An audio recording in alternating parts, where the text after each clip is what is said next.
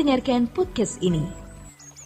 Saudara sekalian, selama ini orang banyak berbicara bahwa Allah menentukan segala perkara.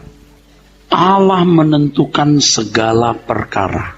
Pernyataan itu sudah dianggap benar dan diterima dengan tangan terbuka, seakan-akan suatu kebenaran yang baku. Ini pemahaman yang sebenarnya kurang tepat, saudaraku. Mereka memandang bahwa segala sesuatu yang terjadi di atas muka bumi ini telah ditentukan Allah sesuai dengan keinginan dan selera Tuhan. Seakan-akan tidak ada faktor-faktor yang dipertimbangkan oleh Allah di luar dirinya. Dengan pernyataan itu seakan-akan manusia hidup di bawah tekanan takdir. Di bawah tekanan takdir di mana manusia hanya menerima saja apa yang telah diskenariokan oleh Allah. Manusia tidak berkutik sama sekali. Dan takdir itu dipandang sebagai harga mati yang dicantumkan Tuhan tanpa bisa ditawar atau diubah harganya. Jadi manusia hanya menjalani segala sesuatu yang telah dipersiapkan Allah sebelumnya. Seakan-akan kalau sebuah sinetron skripnya sudah ditulis, Allah sekaligus sebagai skenario dan kita semua sebagai pemerannya. Pernyataan Allah menentukan segala perkara itu mengisyaratkan bahwa Tuhan berdaulat mutlak tanpa bisa dimengerti sama sekali oleh manusia. Seakan-akan Allah berdaulat mutlak dan semua tindakannya tidak bisa dimengerti sama sekali oleh manusia. Jadi Tuhan sebagai penulis skrip sekaligus sutradara. Nah, dalam kenyataan hidup, saudaraku sekalian, semua ini menjadi misteri ilahi yang tidak bisa dan tidak akan dapat dimengerti oleh manusia. Benarkah demikian? Nah, kita akan bahas ini. Ini pertemuan kedua saya berbicara mengenai kedaulatan Allah. Saya setuju. Banyak tindakan dan keputusan Tuhan yang tidak bisa dimengerti oleh pikiran manusia yang terbatas ini. Manusia memiliki pikiran yang sangat terbatas. Dan saya bisa paham bahwa banyak tindakan-tindakan Tuhan yang tidak bisa dimengerti oleh manusia. Saya paham itu. Tetapi bukan berarti manusia tidak tahu sama sekali tindakan-tindakan Allah dan segala alasan yang ada mengapa Allah lakukan ini, Allah lakukan itu. Kita harus memahaminya. Sebab kalau sama sekali kita tidak tahu, saya harus mengatakan Tuhan jahat. Tuhan jahat. Yang satu dihukum, satu dibuat miskin, satu dibuat menderita, yang lain masuk neraka. Suka-sukalah Tuhan. Nggak mungkin begitu. Nggak mungkin, saudara. Yesaya pasal 55 ayat yang ke-8 dan 9, saudaraku sekalian. Demikian firman Tuhan, sebab rancanganku bukanlah rancanganmu, dan jalanmu bukanlah jalanku. Demikianlah firman Tuhan, seperti tingginya langit dari bumi, demikianlah tingginya jalanku dari jalanmu, dan rancanganku dari rancanganmu. Oke. Kali ini saya minta Bapak Ibu memberikan konsentrasi penuh kepada apa yang saya kemukakan, ya. Supaya apa yang telah saya persiapkan ini betul-betul bisa diserap oleh Bapak Ibu dan Bapak Ibu memiliki kecerdasan untuk memahami hidup. Kalau kita tidak memahami Allah atau pengetahuan tentang Tuhan atau sama dengan teologi, lebih baik kita tidak pernah jadi manusia. Kalau Anda mau jadi monyet dan bisa hidup di tengah-tengah monyet secara proporsional, harus belajar monyet logia. Tapi sekarang kita hidup di tengah-tengah manusia. Selain kita harus mempelajari antropologi, bagaimana hidup di tengah-tengah masyarakat dan bersosialisasi, tentu kita sudah melakukan sejak kecil. Kita telah belajar bagaimana bersosialisasi dengan manusia. Tapi kita juga harus mengenal Allah yang menciptakan langit dan bumi, Tuhan yang memelihara kesetiaannya sampai selama-lamanya, dan yang terus berurusan dengan kita. Kita harus mengenal dengan benar siapa Dia. Kalau tidak, ya lebih baik jadi monyet. Memang banyak tindakan dan keputusan Tuhan yang tidak bisa kita mengerti oleh pikiran manusia yang terbatas. Tetapi bukan berarti semua tindakan yang berkenaan dengan kita tidak bisa dimengerti. Jika demikian, buat apa Alkitab ditulis? Justru sejarah kerajaan Allah di muka bumi dengan seluruh tindakan Tuhan dalam kehidupan bangsa Israel, sampai perbuatan Allah yang mengutus putranya agar manusia belajar, bisa memahami bagaimana menyelenggarakan hidup sesuai dengan kehendaknya. Dari hal ini manusia mengenal jalan Tuhan yang harus dijalaninya, atau bagaimana hidup sesuai kehendaknya. Saya ulangi, memang banyak tindakan Tuhan yang tidak bisa kita mengerti dengan pikiran kita yang terbatas. Tetapi bukan berarti semua tindakan Tuhan yang berkenaan dengan manusia tidak bisa kita mengerti. Justru Alkitab ditulis memuat sejarah kerajaan Allah yang memuat warisan pengenalan akan Tuhan dari kehidupan Adam, Hawa, Abraham, pemanggilan Israel sebagai umat pilihan, Allah mengutus putranya yang tunggal, Tuhan Yesus Kristus. Semua itu sebuah rangkaian besar yang harus membuka pikiran kita untuk mengenal who is He, siapa Dia. Lihat dunia sudah gelap dan jahat begini, kita harus sungguh-sungguh jadi anak Tuhan yang benar. Hidup kita hanya 70-80 tahun. Dan kita akan menyongsong kekekalan, saudaraku sekalian. Kampungan kalau kita hanya memikirkan dunia hari ini yang hanya sepotong, dan belum tentu kita senang. Yesaya 48 ayat 17. Beginilah firman Tuhan, Ya, penebusmu yang maha kudus Allah Israel. Akulah Tuhan Allahmu yang mengajar engkau tentang apa yang memberi faedah. ya, mengajar engkau apa yang memberi faedah. Ada yang diajarkan. Terus, yang menuntun engkau di jalan yang harus kau tempuh. ya, aku menunjukkan jalan. Jadi kamu harus mengerti jalan itu, supaya kamu jangan salah melangkah, supaya jangan kutuk dan kesulitan yang kamu terima. Jadi bukan berarti lalu semua tindakan Allah misteri. Harus ada yang bisa kita pahami, supaya kita tidak berjalan salah. Anda boleh kaya, Anda boleh cantik, Anda boleh ganteng, Anda boleh berkedudukan tinggi, Anda boleh berpangkat, tapi kalau kau tidak berkenan depan Tuhan, you are garbage. Forever everlasting garbage. Sampah abadi. Apa sulitnya sih berkenan? Kita harus mengenal Tuhan. Tidak mungkin Allah itu misteri gelap gulita yang tidak bisa kita pahami, yang semua tindakannya serba misteri, lalu manusianya berkata takdir. Konyol, saudara. Itu sebabnya Alkitab itu setebal itu, supaya kita bisa belajar mengenal kebenaran Tuhan. Gak ada orang yang lebih terhormat dari orang yang berkenan. Dan kita tidak mungkin bisa berkenan tanpa mengenal kebenaran Tuhan, tanpa mengenal jalan-jalannya. Sejarah kerajaan Allah di muka bumi, tindakan-tindakan Tuhan Allah pasti beralasan. Pasti beralasan. Atau memiliki koridor-koridor hukum atau tatanan yang melaluinya manusia mengenal siapa Allah dan bagaimana harus bersikap terhadap Dia. Kenapa Allah marah? Kenapa Allah memberkati? Kenapa Allah mengutuk? Kenapa Allah bertindak demikian? Kenapa Allah tidak begitu? Alkitab mencatat.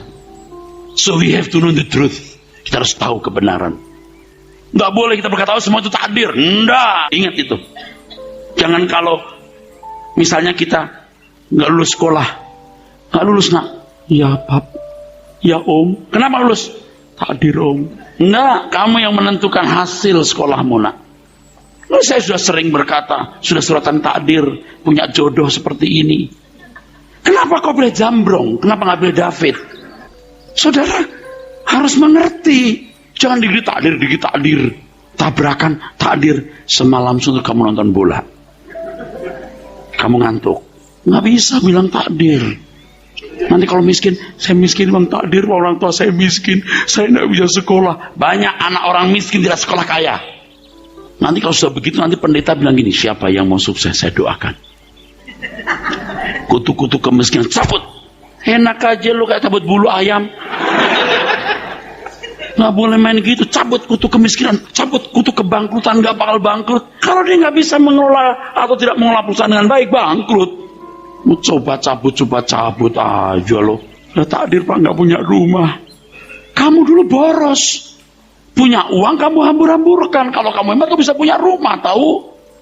Terus pendeta gini, nggak punya rumah, jangan takut. Saya cabut kutuk pengembaraan.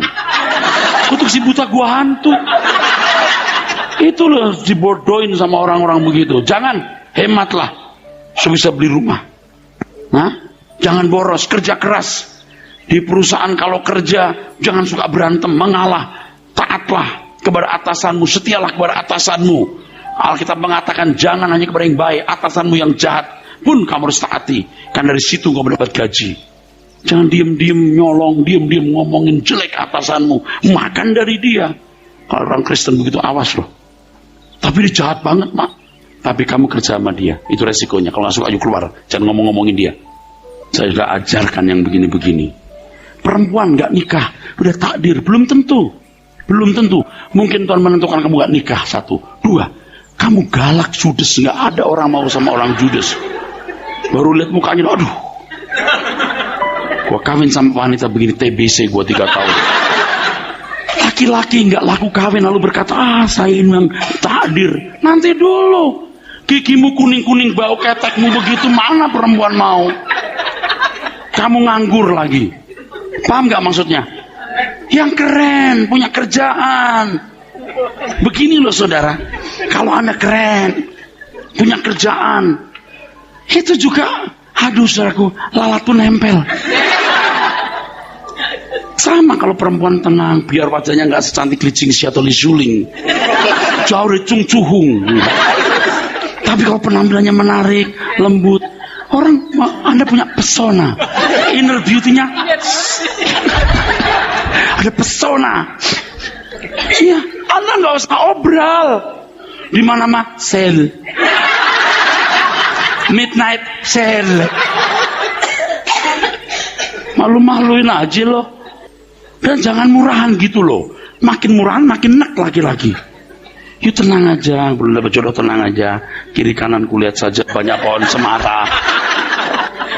Oke, saya teruskan ya. Udah ngerti ya? Udah saya langsung ke belakang supaya Anda tahu. Saya ini mau ngomong apa? Tindakan Allah pasti memiliki landasan. Setuju? Tindakan Allah pasti punya alasan. Tidak mungkin Tuhan bertindak tanpa alasan. Nah, sekarang kita belajar tentang pribadinya. Apa yang membuat Tuhan marah? Apa yang membuat Tuhan berkenan? Maka belajar kita Alkitab. Jangan dikit-dikit takdir. Memang ada takdir mati, tapi takdir hidup. Kenapa Anda jadi orang Manado? Takdir mati itu. Anda nggak bisa bilang, Tuhan kenapa aku tidak lahir dari perut orang Swiss? Itu takdir mati. Anda jadi orang Manado, takdir mati. Manado rusak atau Manado baik, itu tanggung jawabmu. Kenapa Tuhan aku lahir di Indonesia?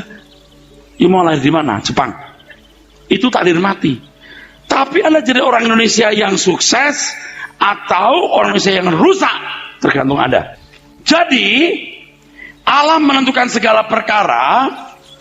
Pernyataan ini bukan berarti Allah semenang-menang tanpa aturan mengambil keputusan dan bertindak. Seperti yang saya telah kemukakan dalam banyak penjelasan, bahwa Allah adalah Allah yang memiliki hukum, Allah memiliki aturan, Allah memiliki tatanan di dalam dirinya. Jadi kedaulatan Allah bukan kedaulatan dalam keputusannya saja untuk menentukan nasib orang, tetapi kedaulatan Allah juga pada tatanan atau hukum yang digariskan atau ditentukan. Kalau Tuhan berkata begini, kamu jangan makan buah ini, pada hari kau makan buah ini kamu akan mati. Tatanan, betul? Kedaulatan Allah membuat tatanan. Dan Tuhan Dan Tuhan strictly, ketat, konsekuen, fair, cengli pada tatanan itu. Ketika Adam makan buah itu, Tuhan tidak bisa kolusi. Tuhan tidak bisa nepotisme dan berkata, sudah Adam, jangan bilang-bilang orang. Nggak ada orang tahu kan? Nggak bisa. Dan berkata, Adam, keluar. Wah, itu yang mengerikan, bro. Itu yang mengerikan. Nah, kalau kita sekarang mengerti hal ini, kan kita mesti bersikap alert, waspada. Coba kalau orang bicara takdir, miskin takdir, jodoh takdir, wah semua takdir. Nanti akhirnya, bisakah kamu berkata neraka bukan takdir? Sebab kalau dari perkara-perkara kehidupan setiap hari engkau sudah memberikan label takdir, yang itu nanti bisa menjuruskan nasib kekal, bisakah kau berkata itu juga takdir neraka? Dan kalau neraka juga takdir penentuan Tuhan, betapa jahatnya Tuhan. Padahal Alkitab berkata, ia tidak mengendaki seorang pun binasa. Betul? Tuhan tidak mengendaki seorang pun binasa. Jadi jangan berkata, ini dipilih Tuhan untuk selamat. Yang itu tidak jelas. Loh, kalau saya berkata yang sebelah kanan nanti pulang dapat snack ya, berarti yang situ nggak dapat. Itu konsekuensi logisnya. Ini contoh loh, jangan nanti pulang snacknya mana Anda loh ya, ini contoh loh. Karena pernah juga ada komplain, Pak, katanya ada snack, yang ada di sana ada snack Pak, yang di Citycon ada. Kebetulan ini ibu datang, snacknya pas lagi habis mau lagi diambil. Padahal jangan sembarangan ngomong dong, ada snack, nggak ada snack. Ada Bu, lagi diambil ibunya. Pas datang pas lagi habis gitu. Maka saya tegur pengurus, gimana kalau sampai ada SMS Pak Eras ngomong ada snack, ada snack? Ada kok Pak. Ya mungkin ibu tuh di sini. Bu, ada Bu. Nanti khusus untuk ibu dikasih khusus. Ini bercanda, oke, nggak apa-apa. Supaya Anda tahu bahwa apa yang kita sampaikan itu betul-betul kita penuhi. Amin, saudara. Jadi Tuhan itu memiliki koridor-koridor. Dan kita tahu dong koridor-koridornya Allah. Tuhan itu wataknya gimana, hakikatnya bagaimana. Itu yang kita tahu. Karena kita bukan monyet.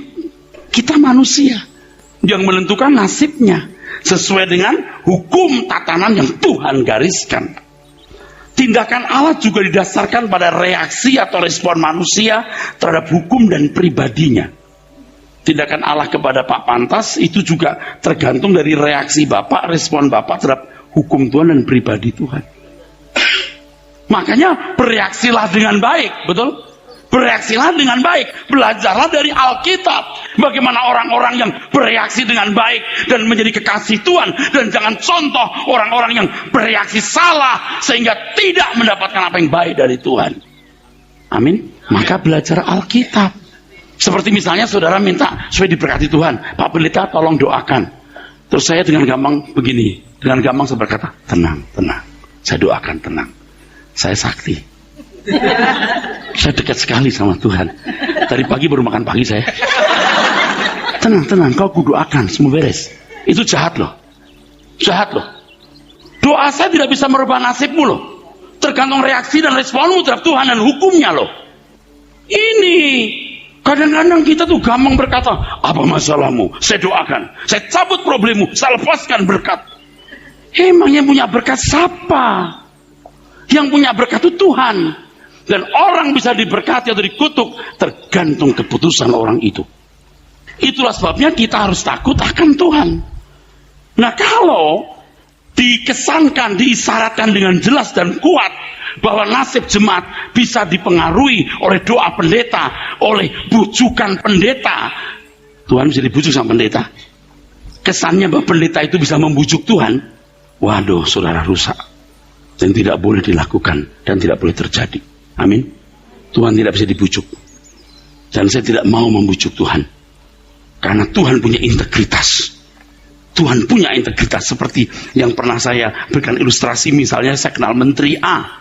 Lalu Bapak berkata kepada saya, Pak Eras kenal menteri itu enggak? Oh, kenal. Bisa bantu saya enggak Pak supaya proyek saya digolkan? Oh, gampang. Proyek bisa digolkan, saya minta tolong dia. Gampang. Itu kurang ajar loh. Dia punya sumpah jabatan. Dia punya tatanan yang harus ditegakkan sesuai dengan fungsi dan jabatan. Enak aja, semua ada aturannya. Lebih baik saya berkata, wah nggak bisa. Tapi kan dia hebat Pak, bisa menggulungkan proyek. Bisa sih, tapi saya nggak berani. Nggak berani saya. Bukan tidak meyakini kuasa dan kemampuannya, tapi saya lebih menghormati hakikatnya. Amin. Integritasnya sama dengan Tuhan. Oh, dulu saya juga begitu. Pak Berita, tolong doakan usaha saya supaya maju. Oh, gampang. Saya doa puasa demi ibu. Yang gitu-gitu tuh loh, ngaco. Sama dulu kita kan nggak ngerti. Pak, saya belum nikah. Gampang. Kamu puasa Senin Kamis. Enak aja. Saudara bisa mengerti ya? Belajar mengenal Tuhan, belajar kebenarannya, dan selesaikan dengan tanggung jawab. Walau semua bersumber pada diri Allah sendiri, semua kan bersumber pada Allah dong, setuju? Amin. Tetapi Tuhan berkenan membuka pengertian manusia untuk mengenal dirinya, mengenal tatanannya. Maka pengenalan akan Allah itu luar biasa pentingnya. 2 Petrus pasal 1 ayat 3 dan 4. 2 Petrus pasal 1 ayat 3 ayat yang keempat. Karena kuasa ilahinya telah menganugerahkan kepada kita segala sesuatu yang berguna untuk hidup yang saleh oleh pengenalan kita akan Dia yang telah memanggil kita oleh kuasanya yang mulia dan ajaib. Dengan jalan itu, Ia telah menganugerahkan kepada kita janji-janji yang berharga dan yang sangat besar, supaya olehnya kamu boleh mengambil bagian dalam kodrat ilahi dan luput dari hawa nafsu duniawi yang membinasakan dunia. Ayat 3. Karena kuasa ilahinya telah menganugerahkan kepada kita segala sesuatu yang berguna untuk hidup yang saleh, untuk hidup benar, oleh pengenalan kita akan Dia. Pengenalan akan Dia. Begini Bapak Ibu, Bapak di surga Tuhan semesta alam berkenan dikenal oleh kita lewat 2 sarana. 1, secara literal firman Tuhan. Amin. Di sini dibutuhkan ketekunan belajar, lihat latar belakang Alkitab, bahasa aslinya dan lain sebagainya. My responsibility, tanggung jawab saya. Makanya saya mengajar seperti begini. Berapa lembar saya persiapkan nih, supaya saudara jangan jadi korban pikiran mendadak. Semua saya persiapkan. Tapi nggak cukup. Setelah Anda tahu, amin, temui Tuhan sendiri di rumah. Sediakan waktu 30 menit paling tidak, 1 jam tiap hari. Anda kalau mau ketemu presiden, itu lewat sebuah protokoler yang rumit dan jelimet dan tidak mudah dan tidak bisa. Tetapi Anda bisa ketemu Tuhan semesta alam yang menciptakan langit dan bumi, Tuhan Yesus Kristus, setiap saat Anda mau. Katakan amin. Amin. Ini satu hal yang indah sekali. Jadi jangan ada waktu Anda tidak bertemu Tuhan. Saya sibuk sekali saudara, tapi tetap saya ketemu Tuhan. Kalau nggak pagi saya siang, kalau nggak siang saya sore, nggak bisa sore saya malam. Saya malam nggak bisa saya tengah malam nggak bisa saya dini hari jam 1 jam 2. Saya duduk diam di kaki Tuhan. Tidak bisa tidak ketemu Tuhan. Kita harus berkata, lebih aku mati daripada nggak ketemu Tuhan, aku jadi rusak. Malah kalau boleh saya berkata, sebelum aku rusak, bunuh aku Tuhan, supaya aku bisa masuk ke rumahmu. Ada waktu Anda bisa ketemu Tuhan, supaya Anda juga bisa memiliki karunia discerning spirit, membedakan roh. Anda bisa tahu orang ini benar, khotbah ini benar, khotbah ini salah, orang itu licik. Anda akan peka. Allah mau dikenali, Allah mau berbicara, Allah mau akrab, Allah berdaulat, tetapi Allah punya tatanan, dan Allah bertindak juga tergantung dari respon dan reaksimu terhadap Tuhan. Anda bisa mengerti itu? Allah tidak bisa hukum saudara marah tanpa alasan. Tidak ada. Tidak akan. Kenapa Tuhan bertindak demikian? Karena kamu begitu. Setuju? Nah, lebih baik kita mengenal Tuhan supaya kita jangan mendapat celaka, saudara. Ada kan ibu-ibu yang kadang bertindak tanpa alasan. Tiba-tiba marah. Apalagi kalau ibu-ibu dikhianati suaminya. Suaminya kabur nggak pulang-pulang. Anak laki-laki yang mirip bapaknya. Mirip suaminya itu muka anaknya. Pulang sekolah tiba-tiba ditampar. Anak bilang, kenapa mama? Muka lu mirip bapak lu. Itu tidak benar toh. Tuhan tidak mungkin bertindak begitu. Tuhan berkati dia bisa peka dengan Tuhan. Oh, Tuhan sayangi dia, kok saya enggak? Bro, jangan saudara sampai diintimidasi iblis dengan suara Tuhan pilih kasih. Dan maaf ya, ini bukan mencela siapa-siapa. Sering orang ngomong di mimbar mengesankan dia hebat, dia VIP Tuhan, dia punya nomor khusus HP Tuhan. Kalau Anda tidak, ini kacau. Semua kita punya privilege yang sama, hak istimewa untuk bertemu Tuhan dan mengenal Dia. Yuk kita mengisi hari hidup kita dengan sungguh-sungguh, amin. Plus kamu suka berdoa setiap hari setengah jam, 1 jam, kamu sakti. Sungguh, nona-nona yang belum punya jodoh, nggak usah begini, Tuhan, aku tulang rusuk siapa? Supaya jangan jadi tulang rusuk babi. Saudara punya kepekaan, non, begitu kamu lihat pria, jebret. Bukan. Titit ada suara begitu. Bukan. Kali. Ya. Kalau sampai Tuhan besertamu, itu luar biasa. Tinggal di dalam engkau. Anda mengerti maksud saya? Amin. Saya bukan ngomong kosong. Ini kebahagiaan yang luar biasa. Kalau sampai saudara bisa bersekutu dengan Tuhan. 30 menit. 1 jam. Saudara bisa nonton sinetron 1 jam. Opera Van Jawa 2 jam. Kenapa Anda tidak bisa sungguh-sungguh ketemu Tuhan? Anak muda, buktikan alammu hidup. Tapi jangan mistik-mistik ya. Dikit-dikit mendengar suara Tuhan. Aku lihat ada kecoa di kepalamu. Aduh, itu kacau, yang begitu kacau. Ada yang begitu-begitu, dikit-dikit Tuhan berbicara. Jangan percaya. Masing-masing bisa mengenal Tuhan. Dulu saya juga kadang-kadang mikir kalau orang berkata, Pak, ada pesan dari Tuhan. Apa ya? Gitu. Kalau sekarang, Pak, ada pesan.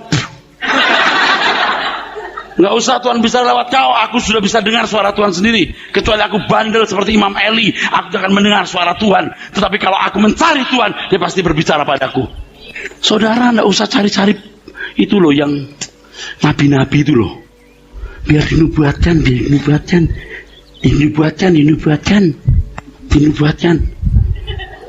Seneng banget tuh.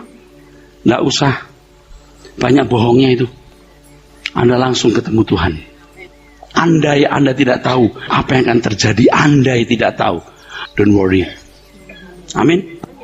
We don't know about the future, but we know who hold the future. Kita tidak tahu hari esok, tapi kita tahu yang pegang hari esok. Amin, Pak. Kita nggak tahu umur saya sampai kapan. Bapak nggak tahu kan? Sama, saya nggak tahu juga. Tapi kita percaya Tuhan pegang kita. Nggak usah dikit-dikit mau dinubuatkan, oh Tuhan mau bicara gini gitu. Bohong. Saya bukan mengatakan pasti bohong. Sebagian besar, hampir semua bohong. Saya sudah beberapa kali membuktikan itu bohong. Itu juga membuat orang jadi bodoh. Tidak mandiri, tidak independen. Anda harus mandiri dengan Tuhan bersama. Belajar firman, lalu Anda belajar mengenal Tuhan. Supaya reaksi-reaksi Tuhan terhadap diri manusia itu apa? Pelajari di Alkitab. Itulah warisan pengenalan akan Allah yang tiada tara nilainya. Tiada tara nilainya. Allah menentukan segala perkara. Ingat, bukan berarti Allah sewenang-wenang tanpa aturan mengambil keputusan dan bertindak. Seperti yang saya kemukakan, saudaraku sekalian, bahwa Allah mengambil keputusan berdasarkan hikmat kebijaksanaan yang sempurna. Tuhan itu hakim. Kalau Allah menentukan segala perkara, artinya bahwa Tuhan memperkarakan segala hal yang manusia lakukan. Tolong dicatat. Kalau dikatakan Allah menentukan segala perkara, bukan Allah dalam kedaulatannya sesuai selera dan keinginannya menentukan segala sesuatu. Bukan begitu. Tetapi Allah sebagai hakim, sebagai eksekutor yang memutuskan, memperkarakan segala hal dalam hidup manusia berdasarkan ketetapan, hukum, tatanan yang digariskan oleh Allah yang bersumber pada dirinya sendiri. Makanya saudara, kalau mengerti kebenaran ini, Anda hidup dalam kebenaran Tuhan, Anda nggak takut. Mau mati, mau hidup, apapun yang terjadi, aku berjalan dengan Tuhan. Aku tidak melanggar firman-Nya. Tapi kalau enggak kan, oh Tuhan lindungi aku, lindungi. Nggak perlu. Aku ada di dalam Tuhan. Aku hidup untuk melayani Dia. Aku tidak berbuat jahat. Aku bekerja sebagai tanggung jawabku, memenuhi kebutuhan keluargaku, dan aku mau hidup sesuai kehendak Tuhan. Aku berusaha hidup sesuai kehendak Tuhan. Anda nggak perlu takut. Anda masih bersama saya? Amin. Ada koridornya. Berjalan dalam koridor itu. Setuju? Iya. Makanya juga kadang-kadang orang takut setan. Kenapa kamu takut setan? Selama kamu hidup benar, setan takut sama kamu. Anda setuju itu? Setuju. Kamu anak Tuhan kok. Aku anaknya. Aku dilindungi. Malaikat lebih kuat dari setan. Dan Allah besertaku. Tapi kalau orang takut-takut, kenapa takut? Allah berkata, aku menyertai kamu sampai kesudahan zaman. Kecuali kamu tidak mau menyertai Dia. Sudah menyertai Tuhan? Itu masalahnya. Kamu jalan sendiri. Kamu suka-suka sendiri. Makanya engkau jadi takut-takut. Mengerti maksud saya? Kalau kita di koridor jalan Tuhan, ada hukumnya. Nah mungkin Tuhan bertindak suka-suka Tuhan. Dia bertindak sesuai dengan hukum dan aturan dan tatanannya. Makanya tadi saya katakan kalau orang sadar tubuhku bait Roh Kudus, punya Tuhan, aku jaga sebaik-baiknya. Tapi di luar kemampuanku, Tuhan yang jaga. Betul? Usahaku milik Tuhan, aku bekerja sekeras-kerasnya. Aku tidak usah bilang, Tuhan tolong lindungi. Dia akan lindungi, ini miliknya Dia. Aku berjalan di koridornya. Kecuali aku merasa ini milikku. Semua milik Tuhan. Paham? Amin. Hebat ya sudah?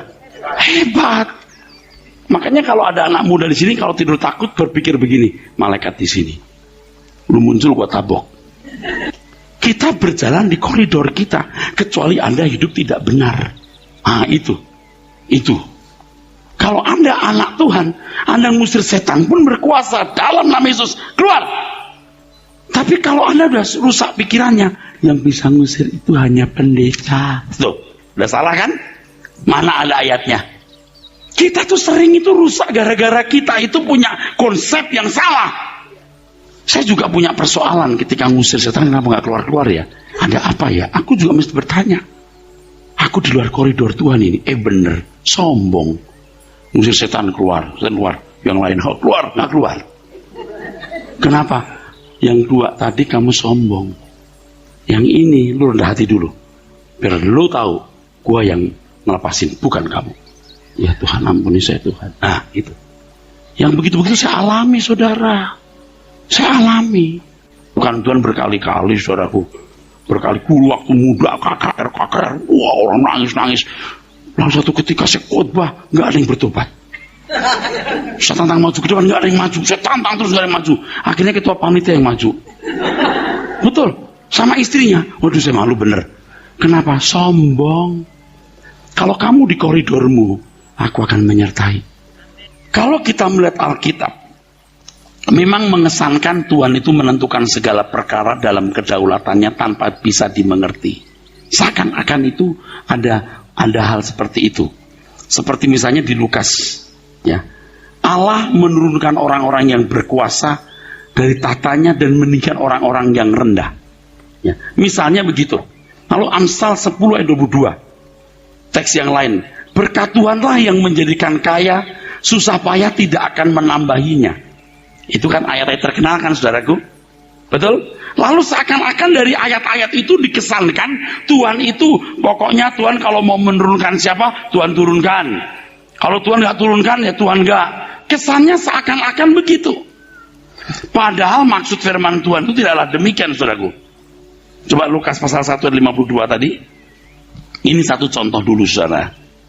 Ia menurunkan orang-orang yang berkuasa dari tahtanya dan meninggikan orang-orang yang rendah.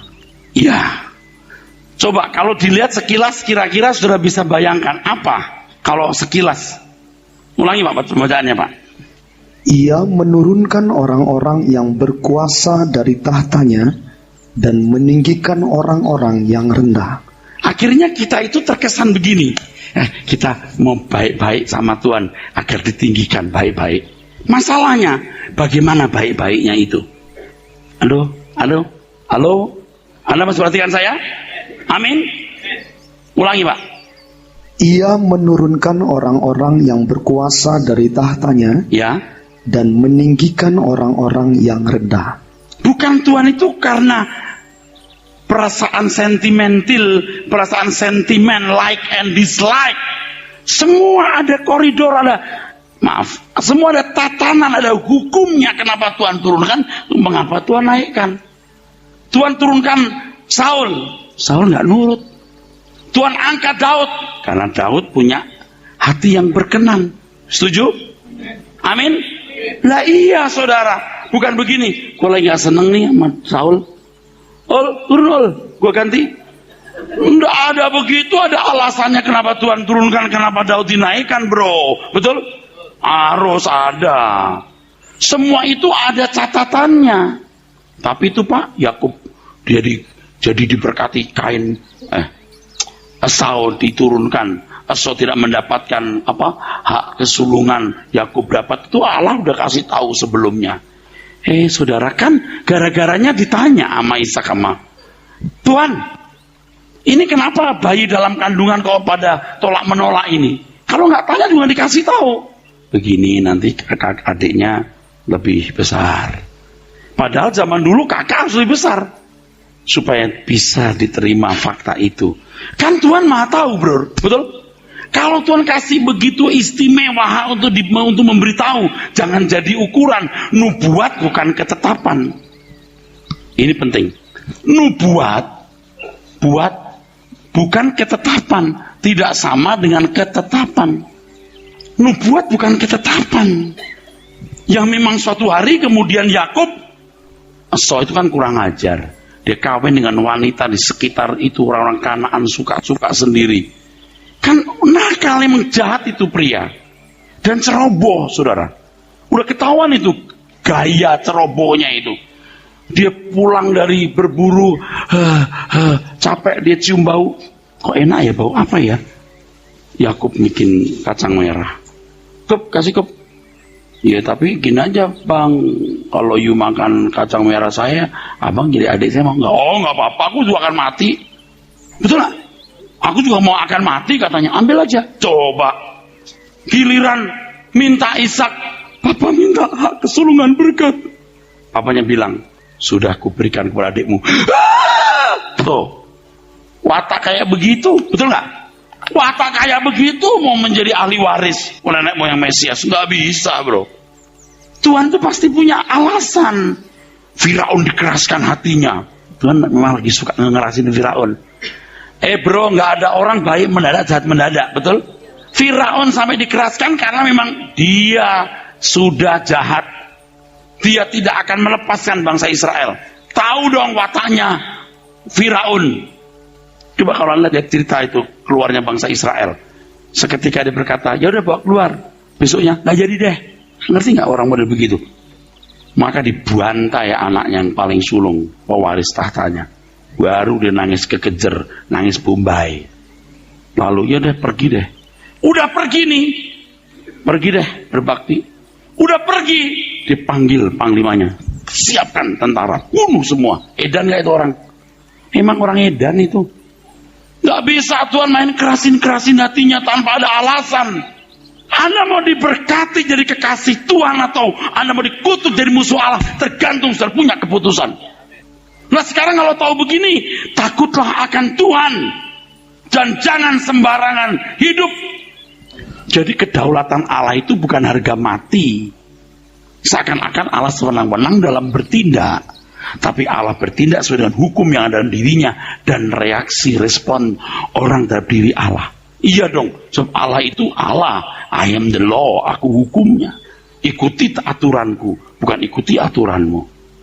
Tuhan, aku kasih persembahan. Nanti aku punya usaha diberkati limpah ya, dan macam-macam ya. Hatimu benar, hatimu lurus, Tuhan pasti berkati.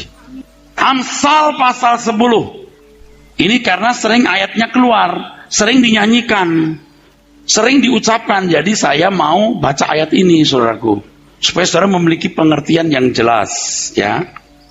Oke, Amsal 10 ayat 22, bro. Berkat Tuhanlah yang menjadikan kaya, susah payah tidak akan menambahinya. Tahu nggak, ini ayat sering dinyanyikan, diucapkan orang. Sering. Ulangi. Berkat Tuhanlah yang menjadikan kaya, Ya. susah payah tidak akan menambahinya. Kan orang bilang gini, udah biar susah-susah juga. Wah, percuma. Kalau Tuhan berkati bisa kaya. Masalahnya kenapa orang bisa diberkati? Kenapa sudah susah-susah juga nggak ada berkat? Jangan hanya dilihat secara dangkal. Sebab pernyataan ini mau menunjukkan kepada kita bahwa dia adalah hakim yang melakukan eksekusi, tentu berdasarkan asas keadilan. Jangan dikesankan bahwa Allah itu suka-suka, jangan ya. Kalau ayat-ayat seperti ini dilihat dari sudut secara dangkal, maka terkesan bahwa Allah tanpa aturan yang jelas bertindak. Tetapi ayat-ayat ini harus dilihat dari sudut yang lengkap, bahwa Allah adalah satu-satunya pengambil keputusan yang bertindak sesuai dengan hukum, aturan, tatanan yang bersumber pada dirinya sendiri dan tergantung respon reaksi manusia. Manusia pun juga diberi kesanggupan untuk memahami hukum, aturan, tatanan tersebut sekaligus bisa mengenal siapa dia. Jadi kita itu bukan orang yang berjalan dalam gelap terus jeder ditentukan. Jeder. Kenapa kamu ke sini? Kenapa nggak ke sana? Itu harus kita pahami. Kita bukan orang buta yang berjalan dalam gelap. Kita manusia yang punya mata yang bisa melihat, mata jasmani, mata rohani, untuk mengerti apa yang mendatangkan kecelakaan dan apa yang mendatangkan berkat. Makanya orang belajarlah mengenal kebenaran, berilah waktu untuk ketemu Tuhan. Anda kan punya feeling, punya insting, punya naluri, punya sensitivitas, punya kepekaan untuk mengerti. Jangan begini, saya mesti begitu. Itulah kekristenan yang sesungguhnya. Amin.